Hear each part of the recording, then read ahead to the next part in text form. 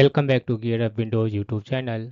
In this video, we will guide you on how to allow or block pop-ups in Mozilla Firefox browser on Windows 11 or 10 PC. For this, first open Firefox browser on your Windows PC, then click on this one menu icon in the top right corner and then select Settings in the drop-down menu. In the Firefox settings, select this one Privacy and Security in the left sidebar. On the right, scroll down to find this one Permissions section. Under this, you will find this one option Block Pop-ups Windows. Check this one option to block pop-up, and in case you want to allow pop-up, just uncheck this one option.